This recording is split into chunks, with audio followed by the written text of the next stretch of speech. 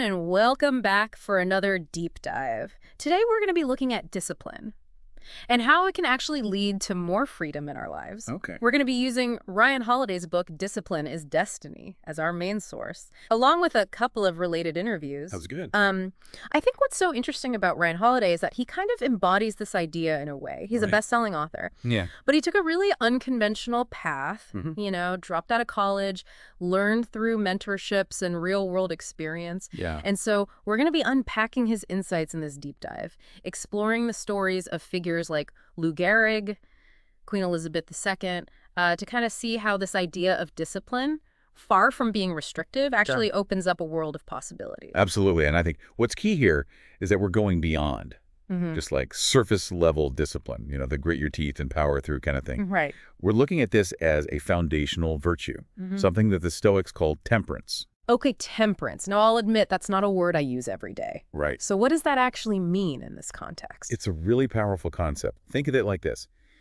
Imagine your willpower is a muscle. Okay. You can train it to be stronger, but it'll always have its limits. Temperance, on the other hand, is about understanding and mastering the whole system, your emotions, your reactions, even your thoughts. So it's kind of like being the charioteer, not just whipping the horses, but knowing when to hold back, Exactly. when to guide strategically. Exactly. And that's where the connection to freedom comes in. Yeah. When you have that level of self-mastery, you're not constantly battling yourself. You're free to make clear-headed decisions to pursue your goals. Yeah. And actually enjoy the process. I'm starting to see how this all ties together. Now, Holiday kicks off. Discipline is destiny with this quote. That, I think, is really attention-grabbing. Yeah. He says, self-discipline is the ability to keep your ass in line. I love that. It's blunt, but it gets the point across. It does. And while it might seem simplistic, it really speaks to that foundational level of self-control we were just talking about. The Stoics, who Holiday draws a lot of inspiration from, believed that temperance, along with courage, justice, and wisdom, formed the bedrock of a virtuous life. So these virtues, they all support and strengthen each other. Yeah, each play a role. Okay, so for the Stoics, this wasn't just about achieving worldly success. It was about building character. Absolutely, they saw these virtues as essential for navigating the challenges of life and becoming the best version of yourself. Yeah. And Holiday argues that this is still relevant today, maybe even more so in a world that's constantly trying to pull our attention in a million different directions. Yeah, it's like we're surrounded by these temptations and distractions that make it harder than ever to stay focused on what truly matters. Right, and that's where the stories that Holiday shares become so powerful. Yeah. He uses examples from history, like the story of Lou Gehrig. Oh, yeah, the Iron Horse himself. In the book, Holiday talks about how Gehrig ripped the cushions out of the Yankees' dugout. Now, on the surface, that might seem like just a quirky anecdote, but I think there's a deeper meaning there. There is. Huh. Gehrig was already a star player, known for his incredible work ethic, but he recognized that success can breed complacency. Yeah. Those cushions, in a way, represented the temptation to get comfortable, to ease up on the very discipline that got him to the top. And this is something that we can all relate to, right? Exactly. Whether it's achieving a career milestone or even just having a really productive week, there's this natural tendency to want to relax, to reward ourselves. Exactly. And there's nothing wrong with celebrating successes or taking breaks. But the key takeaway from Gehrig's actions and what Holiday emphasizes is that we need to be vigilant about not letting those moments of comfort undermine the habits and the discipline that got us there in the first place. So how do we avoid falling into that trap? How do we stay hungry even when we've achieved a certain level of success? I'm curious to hear what our listeners think about this. Have you ever experienced that pull towards complacency after a win, and how did you deal with it?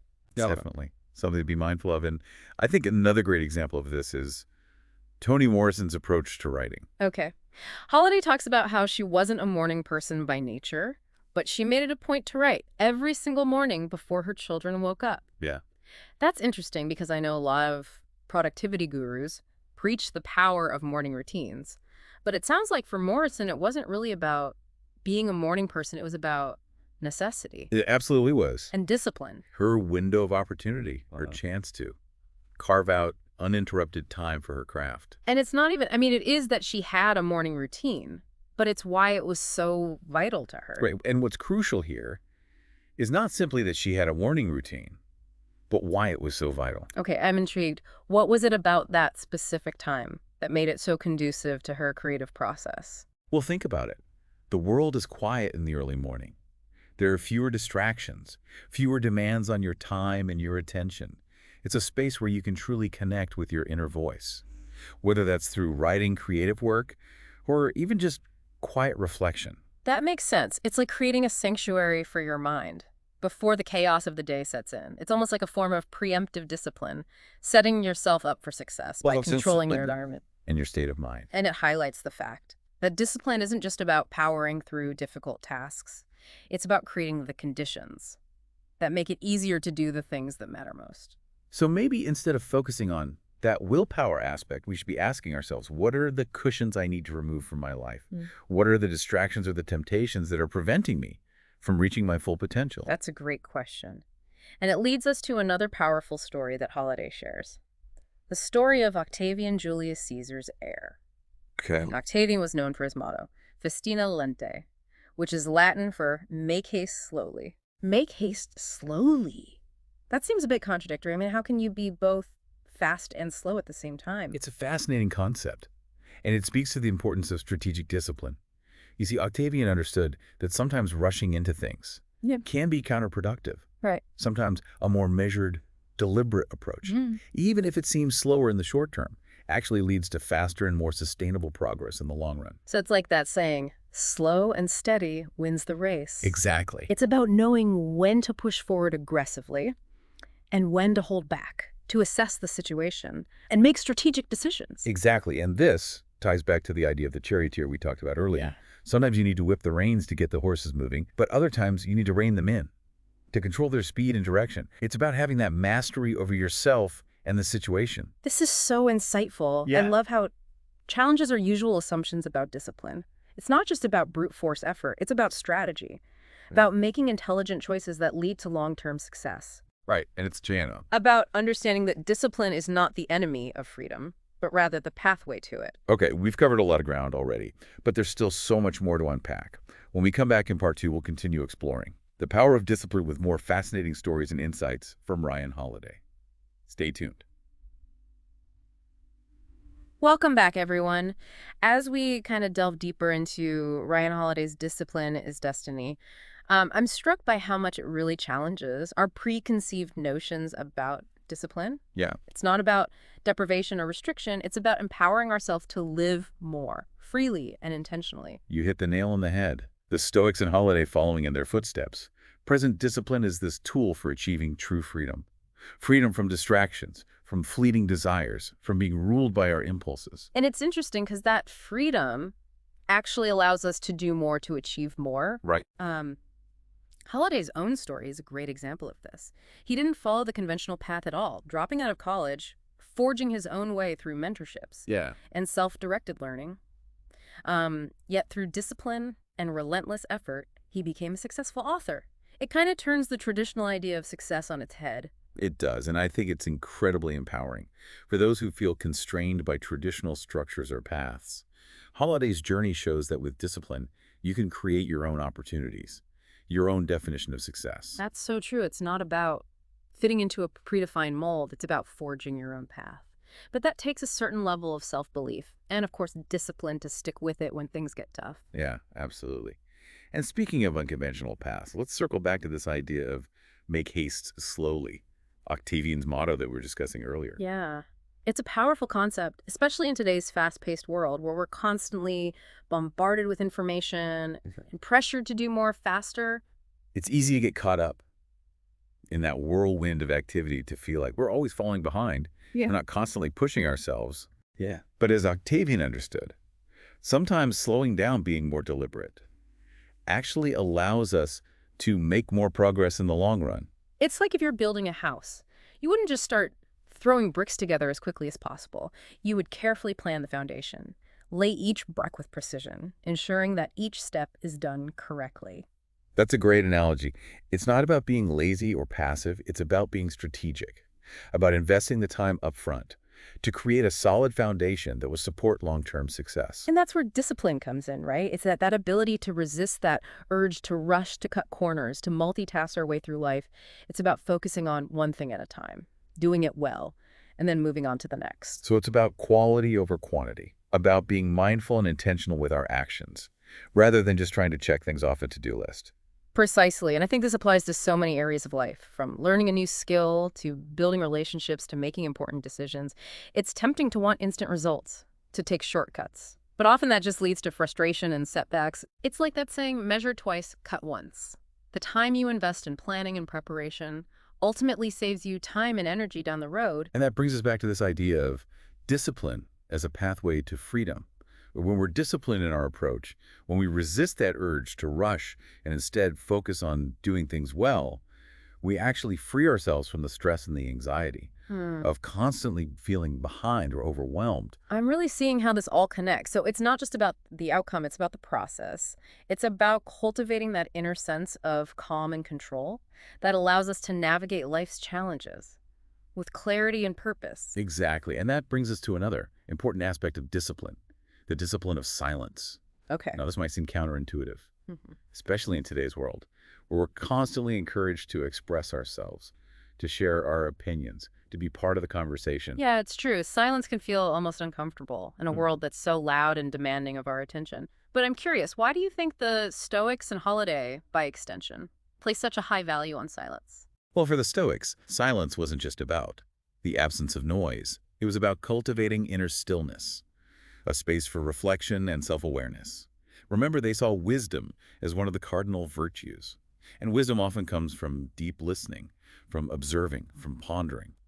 That reminds me of the Spartan concept of laconic speech that Holiday talks about in the book. It's the idea of speaking only when necessary, of choosing your words carefully, and of valuing silence as a space for thoughtful contemplation. Exactly. And this isn't about being antisocial or withdrawing from the world. It's about recognizing the power of restraint, of choosing when to speak and when to listen. It's like they say, you have two ears and one mouth for a reason. Sometimes the most valuable thing we can do is simply be present, to listen without judgment, to absorb information and perspectives, without feeling the need to constantly interject our own thought. And that takes discipline, doesn't it? To resist that urge to jump into the conversation, to offer our opinions, to try to fill every silence with words. But in that restraint, we often gain a deeper understanding, a clearer perspective, and a stronger sense of self-control. It's like creating a buffer zone between stimulus and response.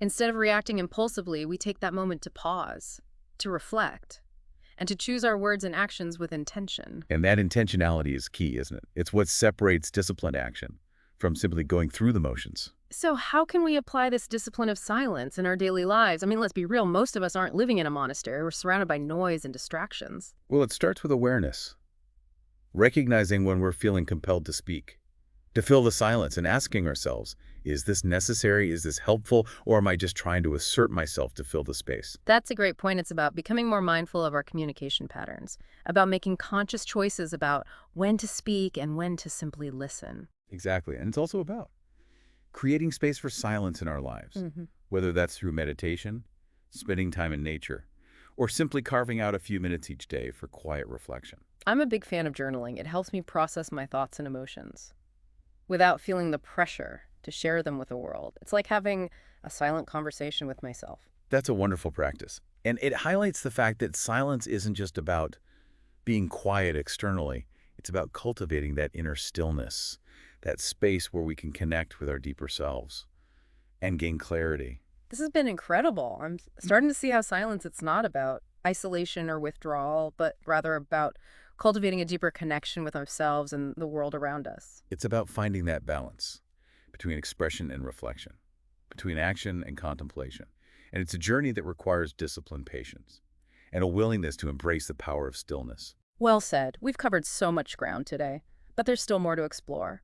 Join us for the final part of this deep dive as we uncover even more insights from Ryan Holiday and delve into how discipline, far from being restrictive, actually empowers us to live more meaningful and fulfilling lives. Don't go anywhere. Welcome back to the final part of our deep dive into discipline. It's been quite a journey exploring how discipline, far from being restrictive, Right. actually paves the way for Right. a richer, more fulfilling life. It really has. And, one of the most striking things about Ryan Holiday's work is how he connects discipline not just to personal achievement, but to something bigger, to the ability to serve others. Yes, I love that part of discipline is destiny. He tells this great story about General Mattis, the toughest nails Marine, Right. working in the guard booth on Christmas Day so that a young married soldier could be home with his family. It's such a powerful illustration of how discipline create this surplus of strength, a reserve that we can then use to help others. It's not just about self-improvement, it's about developing the capacity to lift those around us, Yeah. to make their burdens a little bit lighter. I think that's such an important point, and it goes back to what we were discussing earlier about the Stoic concept of virtue. They saw all these qualities like temperance, courage, and justice as interconnected, each one reinforcing the others. Exactly, and it's interesting because this idea of discipline as service really challenges the individualistic narrative that's so prevalent today. It suggests that our self-mastery isn't just for our own benefit, but that it ripples outwards, impacting our families, our communities, even the world at large. Okay, so how can we as listeners actually apply this concept? How can we move beyond just personal discipline and start using it as a tool for service? Any practical advice? Well, I think it starts with recognizing the opportunities that are all around us. It might be offering to help a colleague who's feeling overwhelmed, mentoring someone who's just starting out, or simply being more present and attentive to our loved ones. It's about looking for ways to contribute, to ease burdens, to make a positive impact in whatever spheres of influence we have. That's so true, and it doesn't have to be some grand gesture. It can be as simple as offering a listening ear, lending a helping hand, or just showing up for someone in need. Exactly, it's about those small, consistent acts of service that, when driven by discipline and intentionality, can create this ripple effect of positivity. It's about becoming more aware of how our disciplined choices, our self-mastery, actually expands our capacity to make a difference in the world. One of the things that's really struck me about this whole conversation is how much it reframes this concept of freedom. We often associate freedom with the ability to do whatever we want, whenever we want. But what Holiday suggests, and what we've been exploring in this deep dive, is that true freedom comes from self-mastery. Absolutely, it's that sense of agency, of being in control of our own thoughts, Sure. emotions, and actions. That allows us to make choices that are aligned with our values and to pursue our goals with intention and purpose.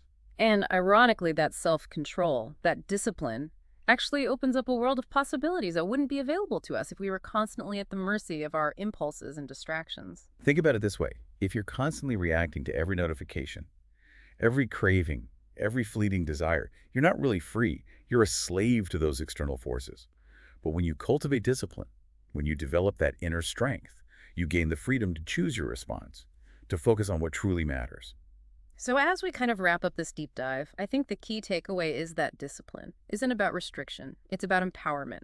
It's about equipping ourselves with the tools we need to live more meaningful, purposeful, and fulfilling lives, both for ourselves and for those around us. And it's about recognizing that this is a journey, not a destination. We're all works in progress, constantly striving to refine our habits, strengthen our resolve, and expand our capacity for self-mastery. So keep exploring, keep practicing, and keep striving to become the best version of yourself. Because as Ryan Holiday reminds us, discipline is destiny. Thanks for joining us on this deep dive. We'll see you next time.